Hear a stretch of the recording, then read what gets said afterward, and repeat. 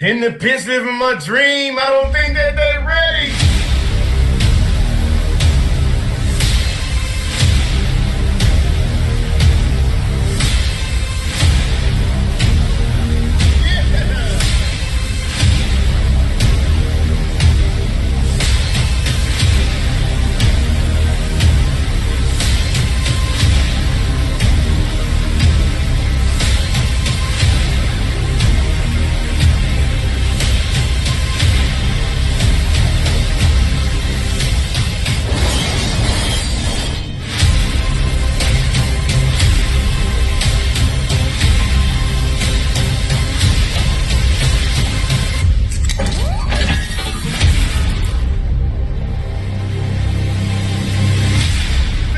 Podcast. Let's go.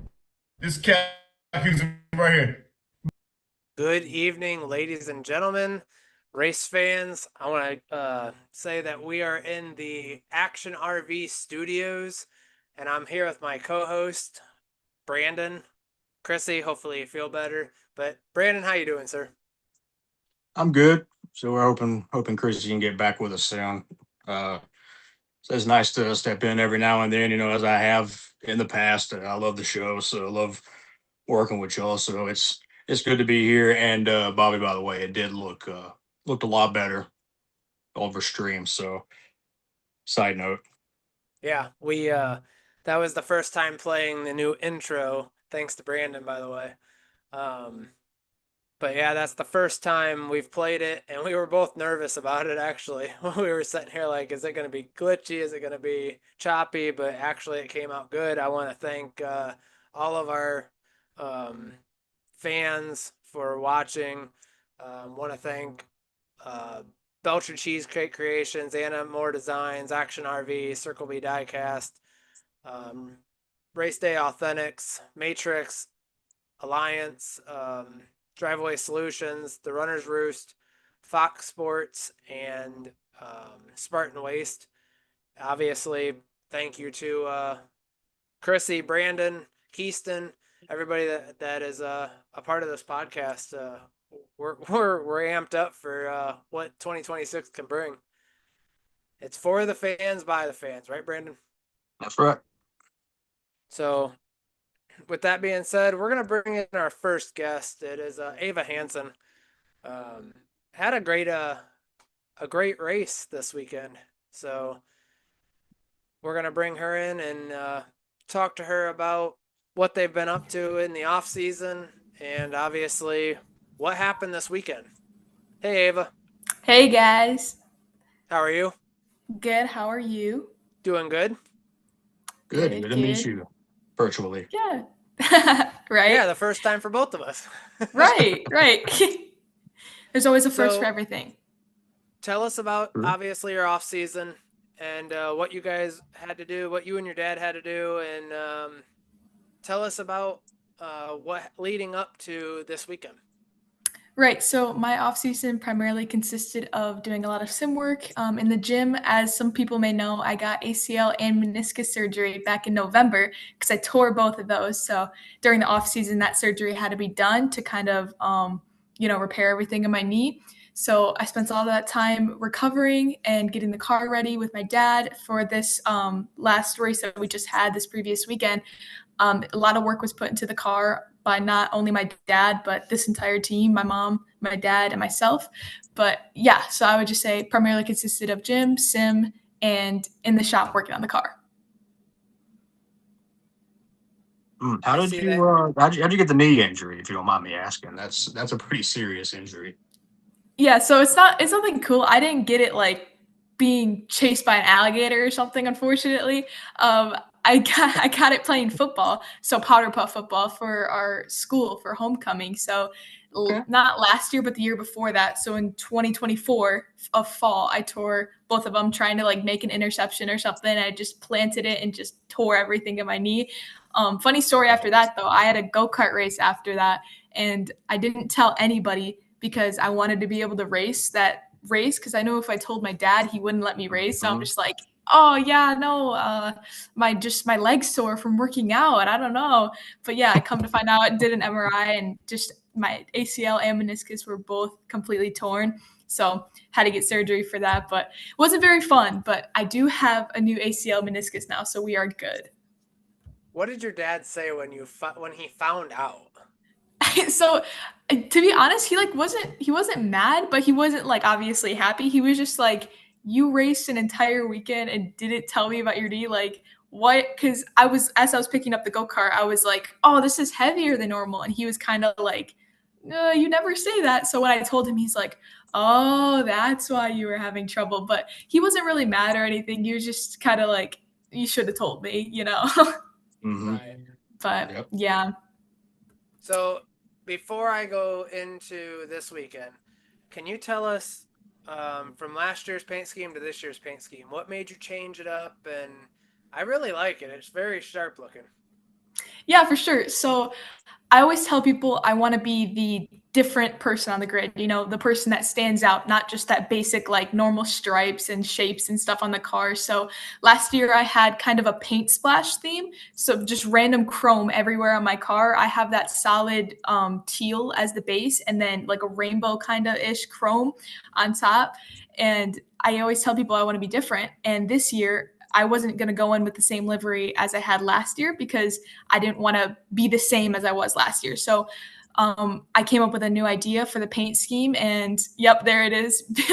And me, my mom, and my dad put that livery on all by ourselves with a Cricut, which is crazy because I mean, we weren't trying to spend $5,000 to get the car rewrapped. So we just did it ourselves. So the design was by me and my mom and my dad primarily put the livery on the car and I occasionally helped here and there. But yeah, it's definitely a lot of people think, oh, it's just like a paint splash theme. So it's just random shapes everywhere on the car. And it's way harder than it looks trying to like perfect the way that like the splat looks on the car. It's a lot harder than it looks. But yeah, I definitely want to be the different person on track and I want to be the one that stands out. So, you know, if I do have like success and stuff, it's like, oh, that car's the cool car. That car's on podium. Like I know that car. But yeah, so a lot of thought process behind the livery. I really like it. I like being really different. So Brandon, here's what I wanted to show you. That's the back of the car with our logo on No it. kidding. It's been a long time since I've worked on an F4 car, but I do like that. That blue pops, really Yeah, pops. it Yes. And the orange, yeah, that's a good contrast there. Mhm. Here, here's the other picture of it.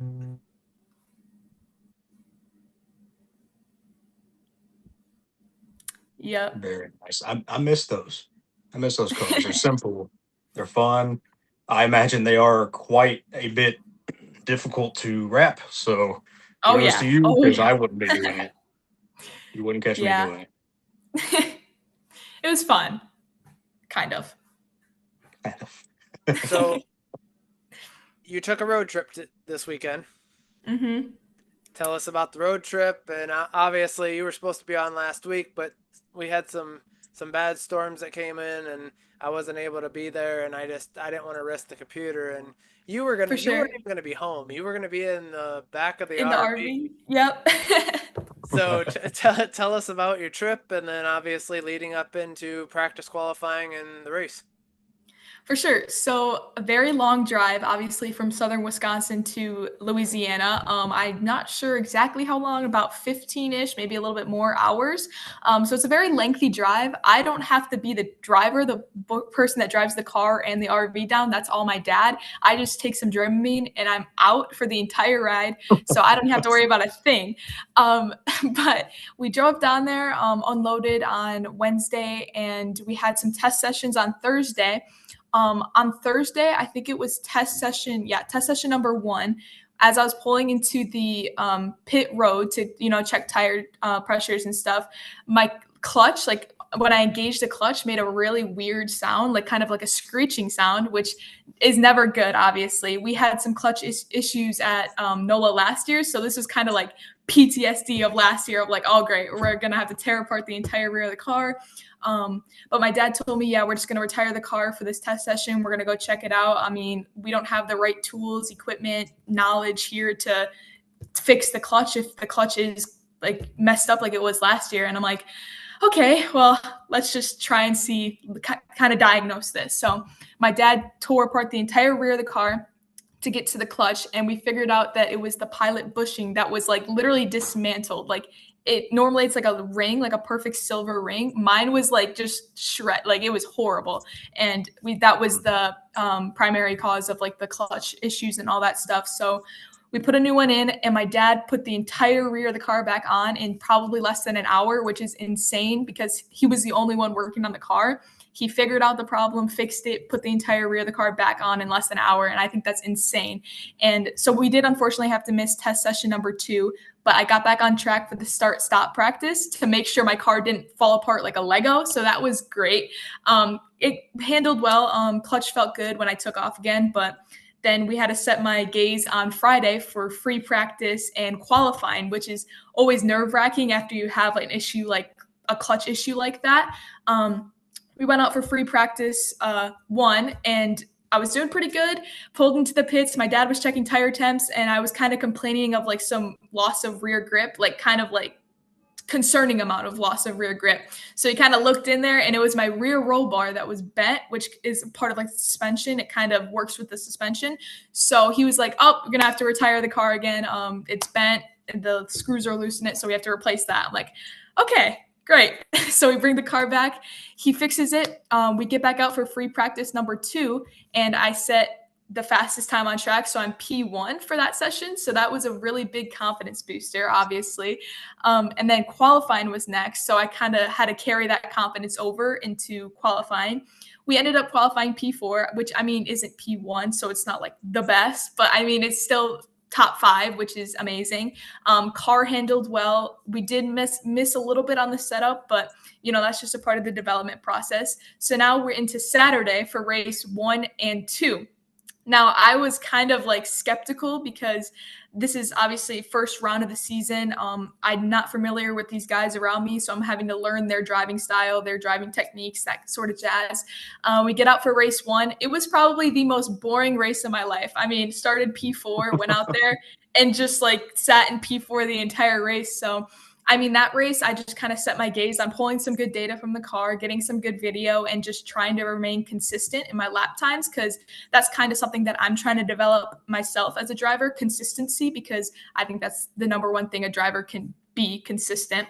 So we pulled some good data from the car, and going on to race number 2, which is the most monumental race of my career thus far, because as some may know, that is the race that I got a podium, P3 of. That's the first podium of my Formula 4 career. So that was a very, very monumental race for me.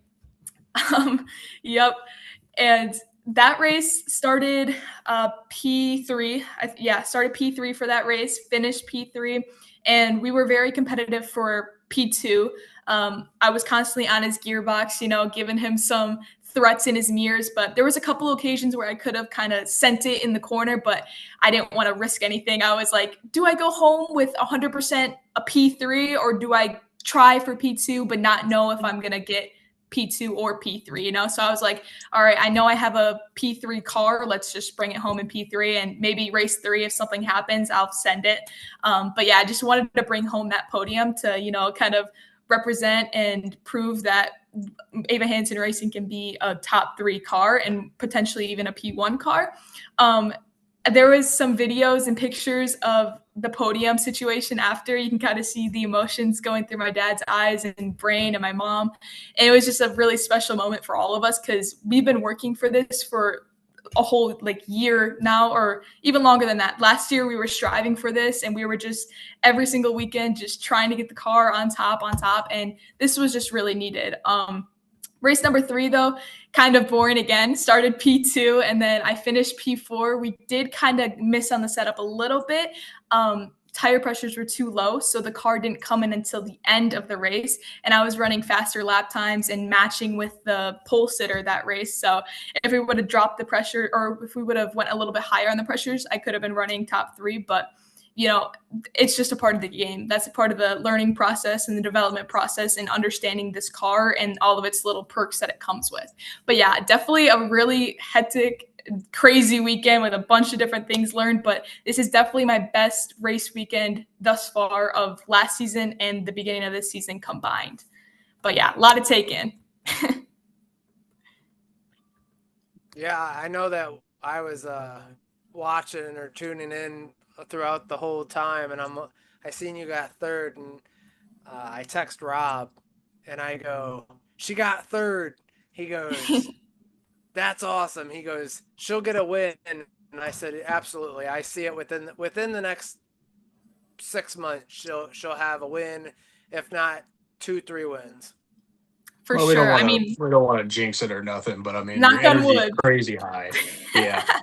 Your energy's crazy high, which is exactly what you need. I mean, I've been in the sport for a long time and worked with a lot of different drivers, and it's very easy to lose that high energy, especially when you get to those points where you're in your ruts and you're getting bumped on the head every week, and it sucks and it's miserable. But that podium really does.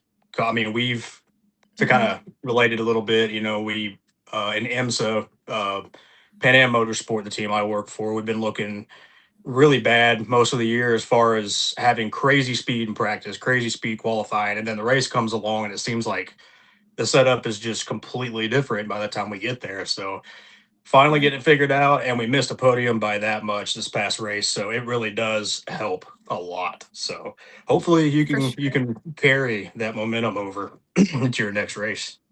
For sure, for sure. Yeah, I totally agree with you on the aspect of being down in the dumps, and it's just really hurting because that's something that I've experienced last year in JFC, the Junior Formula Championship. Like we'd get so close, we'd be P3, first place in times, then all of a sudden the race rolls around and I'm like P6. I'm like, where did all my speed go? And Yep. it's just immediate confidence loss. Like it's just everything like that I've earned and strived, it just means nothing because I'm not P3 or something. So that's something I'm still working on as well. Having that good mentality and not falling off the pace or losing confidence if something does happen, because that just makes the drive worse. Like you just have to maintain that same level of confidence and be like, I'm here for a reason. Obviously, like a lot of other people would strive and love to be in the shoes that I'm in right now. So just have to keep working, keep riding the horse, and just keep driving.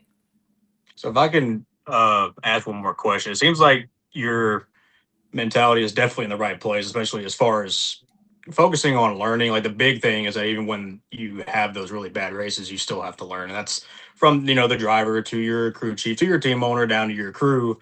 Everybody has got to keep that mentality. So would you say that your father has played the biggest role in that, or do you have a specific mentor, maybe driver or somebody that you kind of connect to the most?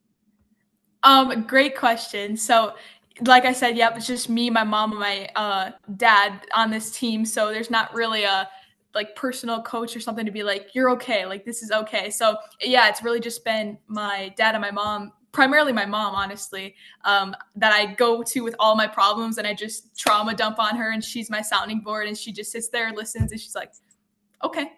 And then she gives me advice. But yeah, I don't, my dad's kind of the same way, except like we're his sounding board. So he kind of like comes to us with like his issues, and like, if he's down in the dumps, like he'll talk to us. So it's literally just like a big like triangle of just like us building each other's confidence up and like reminding each other that we're a privateer team and we're all learning together, and this is just a part of the development track. But yeah, I definitely, that's one of the things that I love about having a family team, is that we all like relate to each other. We're all in the same boat. We're all learning, and we just all learn from each other.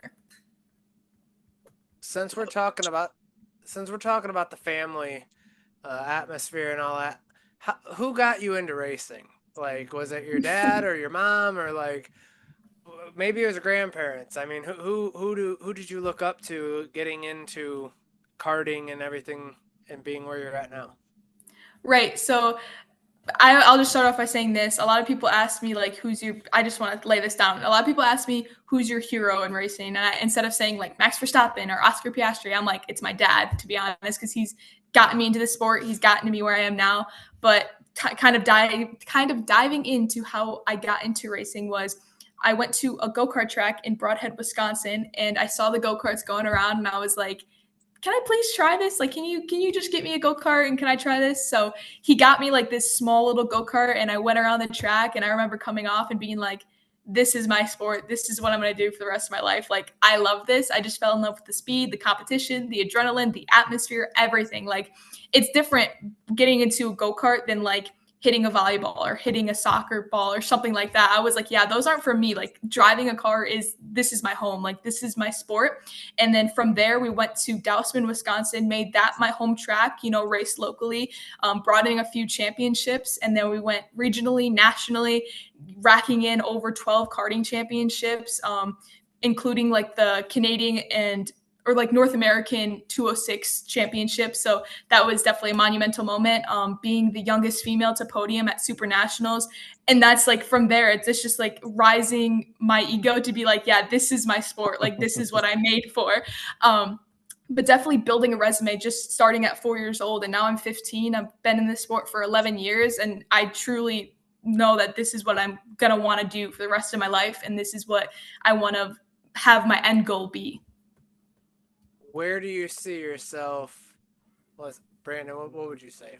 5-10 years? Like, I'd say keep it short, 5 years. there you go. 5 years. All right. So I'll be 20. So let me, okay. So F1 Academy in the next couple of years is what I want to kind of get into. But further down the road from that, anywhere, whether that be F3, F2, F1, NASCAR, IndyCar, any sort of car, a golf cart for that matter, like literally anything that I can get behind the wheel of, I want to be. That's where I want to be. I want to be driving all the time. I love driving. It's my home. It's my second part of my life. I love it so much. So wherever it may be, whatever car I'm given, whatever opportunities arise in front of me, I will take. And that's what I want in life. My number one goal, I do want to be like a formula car, like F1, but that's every driver's dream, So I will take any opportunity I'm given, and I will keep the dedication and my commitment high to be able to achieve this dream of mine. So if you had the sponsorship capability, you would get in a NASCAR truck per se. But yeah, for sure. Yeah, if it was offered to me, 100%. Like literally whatever I'm given, like if it comes to me on a silver platter, of course I will take that any day of the week because I'm behind the wheel. I'm racing. That's a bunch of people's dreams to be that. So definitely, if I'm given an opportunity, I'll take it. It could be arranged. Yeah. Even if it's ARCA, start in ARCA, go to trucks, right? For sure. Formula driver to trucks, we can make that work. I don't know if we have that story yet. I don't know if there is one out there yet. Has anybody come from Formula and gone to trucks? Maybe one. Maybe one, but probably a long time ago. But I mean, I could be the first, so. True That. The first to be able to possibly win. Yeah, I mean, yeah. So for sure. What races do you have coming up next? And is there anything marked on the calendar that you're highlighting, circling, saying, hey, I'm ready for this one? Right. So Road America is the next race for the Junior Formula Championship Series. That is the weekend of May 16th. So for all my local fans out there, that's in Wisconsin, come on down to Road America because that race is truly spectacular, from the beautiful paddock to the amazing track. I mean, there's so many spots to watch. The racing there is really intense and the elevation is crazy, but I really want to emphasize how beautiful this paddock is. Road America is literally like the best paddock I think I've ever been in. Like, it's crazy. Like, it's huge. It's humongous. Like, you take one wrong turn and you have no idea where you are. It's amazing. But Road America, definitely for sure. New Jersey is further down in the months. That's one of my favorite tracks, New Jersey. That track I excelled in last year. So that's another one I'm looking forward to on the calendar for this year. But yeah, definitely mark your calendars for Road America the weekend of May 16th, because that is local for us. As she's in Road America May 16th, I'm in Toledo at the ARCA race. I'm not sure where I am the 16th. Are you going to be at Mid-Ohio this year? I am. So that is after Road America. So that is sometime in June. I'm not sure the exact date, probably mid-June. But yeah, we are running in Mid-Ohio this year. Okay. I'm going to try to make it. I I want to see the car. I want to see you guys and For sure. maybe get some content while we're down there. 100%. Yeah, Mid Ohio is also another good track with some good spectator points. There's this one really good hill in the keyhole corner. Definitely gives you a good line of sight from down the back straightaway and from people coming from turn one. Really intense racing down there too in Ohio. But yeah, looking forward to that one too. I'm looking forward to all these races this year. I mean, I love racing. So, but yeah. Brandon, you got anything? Yeah, I got one more question. Did you for the podium, and do you still plan to throw up the horns if you were to win? My signature move. Are we talking about my signature move?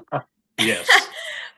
You know, yeah, honestly, it's crazy because I always tell myself, I'm like, if I podium, I'm gonna do this, and then it happens. I'm like, oh, I forgot to do that because it's just like in the Overwhelmed. moment. Yep. Yeah, yep. I And got you. funny story from the podium. I'm never gonna live this down. I have no idea how to spray champagne, and nobody told me how before I went on the podium. So there is a few videos of me out there that are going to be circulating the internet of me attempting to spray champagne because I didn't know that you're supposed to pop the top off and then shake it. I was, by the time everybody, or first and second champagne bottles were open, I'm still sitting there trying to get my cap off. And I'm just like, well, okay, I have more champagne in my bottle to keep for a keepsake. Like, that's what I totally meant to do, guys.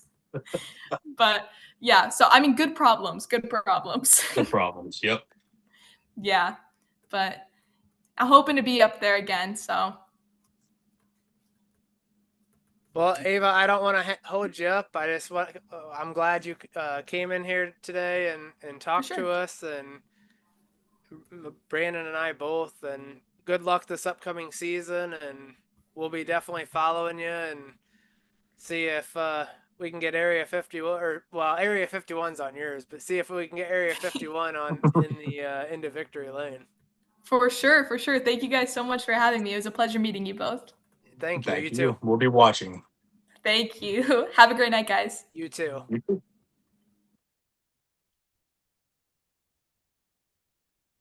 Awesome interview with Ava. So it looks like from the chat there was a there was a F1 driver camp. There's been several F1 drivers that have come over, but 2007, I forgot all about that. Yeah, that's back there. I mean, you think like when did What was Sam Hornish? Or was he IndyCar? I think it was IndyCar. I think. Yeah, he was. I mean, there have been F1 drivers. Yeah. I mean, like going through a super unconventional pipeline of like F4 open wheel, and then instead of going to like something like F3, F2 F2, or F1. Yeah, IndyCar or something, you jump straight over into NASCAR. That seems super kind of unorthodox, you know. That would be very difficult. I mean, it'd be easier for a younger driver because they're so much more impressionable and like a high energy and just, always about that learning process. I think an F1 driver, he comes over and gets frustrated, like a lot of them do. And vice versa, you see a full-time cup guy go over to F1, I imagine he's going to be quite frustrated with the way things are, but yeah, that would be quite a jump. But I'll have to talk to Gator. Maybe we can work something out. But that's going to be a huge learning curve for a young driver to hop from a very lightweight open wheel car into a heavy truck, into a brick with a V8 in front of it. It's a whole new ball game. So right. Well, maybe we'll see. And then obviously you guys seen on the intro, you guys seen this Ram truck in there. Yep. Brandon made that Ram truck look really sharp. But I wanted to share it with you guys because this is new for me. I've only drove it. I haven't even drove it yet. I've actually I put it on the track for practice, and that was it. I just wanted to look at it, and then I never actually drove it. So you guys get the first pictures of it. I'm waiting for it to load, but there's the front, which I really like the color. Yeah, the color's nice. And then that orange Ram on the side. I really like the chrome color to it. Yeah. And then I made sure nothing or nothing stops RAM. Can't even read it right now. My eyes are like I can't read it, but no, I really like the way it looks. I like the new logo. Obviously, you guys are seeing 51 Racing Podcast. We've officially taken off area. Ava's car will stay Area 51 Racing Podcast unless I can get some new stickers made up. But obviously, her car is already done. I don't want to have them rip it off, so I think we're gonna leave Area 51. Next year we'll have 51 Racing Podcast. I'll have to do something with this here. I might actually auction this off or something. Maybe I'll get Brandon, Chrissy, and and Keyston to sign it, and then we'll auction this off. So that's another good point in chat is the 7 races the F1 driver did were not road courses, which make no sense whatsoever. You think you would at least want one. Absolutely. Like something. Huh. Interesting. What have you been up to, Brandon? Man, working. Got a lot of stuff going on. I mean, I think since the last time I was on, I was obviously still with Pan Am Motorsport and IMSA Michelin Pilot. I wasn't doing much NASCAR stuff. I still haven't this year so far because I'm just not credentialed to do it right now because I was going to just focus solely on the IMSA team because we've been showing a lot more speed lately, and like I told you guys in Ava is that at Sebring a couple weeks ago we got P4, which is our best finish so far. So we've shown a ton of speed in practice, and the car is always so fast. And then we get to the race, and it's like either we lose that speed, the setup is just not where it seems it needs to be, or we have so we've actually botched a pit stop, once or twice, and well, actually once, so I can kind of pat myself on the back for that. But that one actually stung a little bit because at Sebring, we kind of messed the choreography up a little bit, mainly me, and we lost a couple seconds, and we ended up missing the podium by like a second and a half. So hypothetically, we would get the podium had that not happened. So luckily, working with a really good team, and their understanding and everything, so wasn't a big deal. We crashed a car at Road America, destroyed it, got the new car, and the growing pains have just been terrible. And every time it seems like we're on it, we blow a tire, get caught in a wreck, something. So P4, really good, really happy with that. Ended up getting brought on with Dragon Speed in the WeatherTech Championship, which has been really, really cool. Learning experience with the new Corvette and getting to know the C8 Corvette, and that's been a learning curve as well, especially with that team being not young, but they were combined with Risi Competizione last year, so they were Ferrari team. So they split from Risi. Risi is now its own entity with the Ferrari GT3 car, and we have this Corvette. So everybody's kind of learning it. Even though it did very well last year, if I'm not mistaken, it won the championship last year. And it didn't win any races. Like, it was just that good. So I think we're gonna find a lot of speed pretty soon.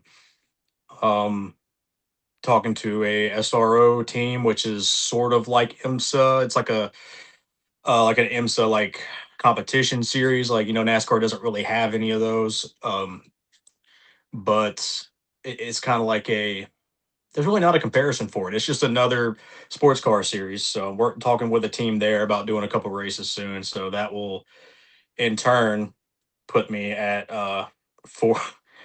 5 different race teams now. So at one time, so having to learn, a Porsche GT4 car, the BMW, the Corvette, the Supra, trying to go back and forth between all of that, and all the pit stop choreographies are all different. So it's probably a good thing that I don't have NASCAR going on, because NASCAR's pit stops are so much more demanding that it's so much more fast paced, and you're not focusing so much on adjustments to the car and the fact that we're limited per crew guys, and the rules are different. Sometimes we're waiting on fuel. Sometimes you have a half fuel, so you have to be really fast.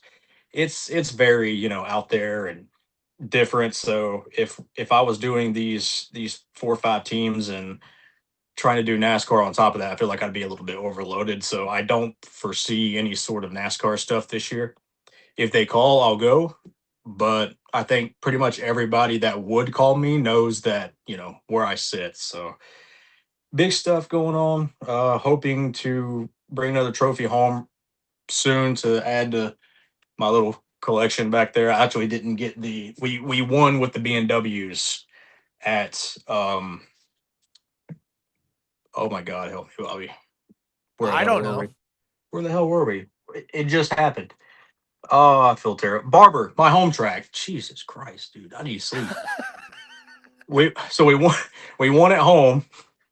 Brought home the 8 hour endurance race. So that was really really cool. Obviously not cool enough because I can't remember it, but I still got to get that trophy in. But yeah, like I said, a lot going on. Not so much going on. I can't remember I won in Alabama. Oh, that's God, great. dog. Uh, Too you forgot about one thing though, by the way. What's that? You were at Daytona with Chrissy and I. That's right. And you were in For the pit all stall next to me. for all of 20 seconds before I had to run away, and then coming back. Yeah, yeah. I've if good if like no, I'm not gonna say it. That's kind of mean. I was gonna say, I was gonna mention the pit stops overall. I don't want to be disrespectful or anything, but I was gonna say like if it'd be cool to get a bunch of guys, a bunch of the guys together and go pit uh Alex's car just for shits and giggles. But that costs money. A lot of the Right. guys that I work with are not gonna accept the run of the mill ARCA salary right now. So, and I don't blame them. They got rid of competitive pit stops, which hopefully the ARCA president brings those back at some point. Because, in my opinion, that crippled the ARCA series so badly. I mean, when they were doing competitive stops, you saw cars out there all the time that you just don't see anymore. They closed up shop. They all quit. Like the 28 KBR car. I forget what it was. It was a developmental team, driver development team, and they had okay equipment, but my second race with them, we went to DeCoin. It's a dirt track, and Carson Hocevar, of all people, was the driver. He was like 15 at the time, 16, I think, and much like Ava's age, and he had the same kind of mentality, of it sucks, and when it hurts, you let it hurt and you learn from it and you move on, and look where he is now. So hopefully Arca can find who they are again at some point. Hopefully this non-competitive pit stop thing runs its lifespan pretty soon, but something about me says that's not going to happen. I feel like it'll probably stay the same because as long as Arca teams keep showing up for Daytona, the president looks at it and has no real, you know, no real tangible reason to change anything. So that sucks. I'd like to pit an ARCA car again competitively because those were fun. You go out there and you have a chance to win. It's not just 3 cars, that have a chance of winning those things like now. So But if we go competitive, then I can't pit. not necessarily. There's going to be a lot of growing pains if ARCA ever goes back to competitive stops. There's going to be a lot of teams that don't have the money to pay for competitive pit crews, and they're going to have to, be indoctrinated into that whole thing. So, but the more and more NASCAR keeps playing with non-competitive pit stops, like for certain races with trucks, certain races with O'Reilly and everything, as long as they keep doing that, I have a feeling that epidemic is going to spread. Unfortunately, as much as they try to water down pit stops these days, they're Yeah. trying their best, to be IMSA or Formula One. So next thing on the list is to get rid of the fuel man. So when that happens, I think we're screwed as far as the pit crew community goes. When they start going to, I don't think they'll ever do air jacks because just the idea of the jack man and his the novelty that he brings to the pit stop is just too valuable and too, I guess, for lack of better words, cool to the casual fans. I don't think they'll do that. But I also never thought we'd ever see a single lug car in NASCAR, and here we are. So sucks, Right. but that's the game. Yeah, I'm definitely so here, let's talk about this real quick while I'm thinking about it. What's coming up for you in the next month? For me, I'll be in Toledo pitting Alex's car in a month and 2 days. Okay. So this week, WeatherTech Sports Car Championship is in Long Beach, and that's a sprint race, short race. Since we tore our car up to hell and back at Sebring, well, we didn't tear it up. An LMP2 prototype car wrecked us, destroyed the car. Luckily, we were able to get it back together in about 3.5 hours, which was incredible. Like the team that the effort that team went through and seeing those guys work like that was so cool. But I helped a little bit, but we got it back on the track regardless, and almost finished the race. But we ended up having to retire the car due to another issue that we just didn't catch. There was no way we were going to catch it, so had to retire the car. So they're going with this. It's not a new car; it's the same one as far as I know. So they're having to cut back on staff. So a few of us are staying home for the sprint race, which is fine. Um, so I won't be in Long Beach. So I'll be watching that on TV. The week after that, uh, World Racing League, the B&Ws that we just won in Barber, we'll be going to Road America actually, and we'll go. We ran really good there last year, back to back P2s last year. So I suspect it's gonna be really good. Plus our pit, Jeremy Gator, my other tire changer that does all the sports car stuff with me. He'll be back with us. He was doing some stuff for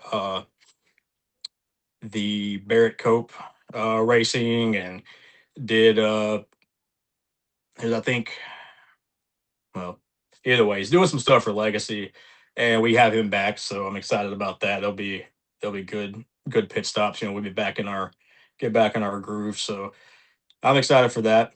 It'll be another one of those spend all week away from home deals, but hopefully we bring a couple of trophies home. Any Mid Ohio or anything up this way? I don't. I can't remember if I know IMSA does go to Mid Ohio. I'm actually on my phone this time instead of my computer. I got my computer over here, but I'll have to check my calendar. But I know we do go to a Mid Ohio soon, very soon. So within the next Well, couple months, we'll if be there. if I'm free, maybe I can come down there and help you out. Yeah, yeah. I'll talk to the team. We'll see what we can do about it. It's much easier with World Racing League as far as like their credentials and everything works. IMSA, a lot like NASCAR, there's limited slots as far as like who we can bring and everything and what their job is. So they have to be able to justify it. And as far as like pay and everything goes, so I think we can sort it out. So I'll text the team owner. He's very great guy. Loves giving people the opportunity to come out. So I think we can sort that out for Mid Ohio. And by the way, this is a blooper for Brandon. You have to make that a reel of what track did we just win at? Because that's good. My home track. That's sad. That is Come that on, is man. sad. That's sad. All right. Well, I don't want to hold up everybody. It's been a good night. We displayed the new intro. We're super excited about it. Brandon, thank you. Of course. Want to give a shout out to Alex, Jeff over at Club Racing. Good luck this weekend at Kansas. I want to give a shout out to Spartan Waste, Fox Sports Spartanburg, the Runner's Roost, Alliance Driveway Solutions, Matrix Apparel, Matrix Apparel, Race Day Authentics, Circle B Diecast, Action RV, Anna Moore Designs, Belcher Cheesecake Creations, and according to YouTube, June 5th, IMSA at Mid Ohio, Yep, June 5th. 5th through the 7th. I can't make the whole weekend, but I can sure make Saturday, maybe Sunday. Yeah, you don't want to be there the whole weekend. Before the race, it's nothing but work anyway. I'll be doing my normal job, so I can't be missing. Yeah. But yeah, I want to thank everybody for tuning in. Want to give a shout out to Millennium Jet Services. I know you guys are watching. Thank you. And Brandon, thanks again for an awesome intro. And we're gonna be doing a exit intro at some point. These videos take forever. Yeah, they do. Brandon was not happy with this one. He was ready to chuck it in the trash a week ago. Yep. Almost did. If not longer. But Almost did. yeah. Well, with that being said, I want to thank everybody once again, and for the fans, by the fans. That's what we're gonna go by. And y'all have a good weekend, and we will see you guys next week on Tuesday with Josh Napier, one of my good friends, who is with Tyler Reddick, and I can actually say Daytona 500 champion, 3-time in a row race winner of 2026. So yeah, good for him. With that being said, Brandon, you're gonna have to tune into that one because that one's gonna be good. I will. I'll be watching. All right. Well, we will see you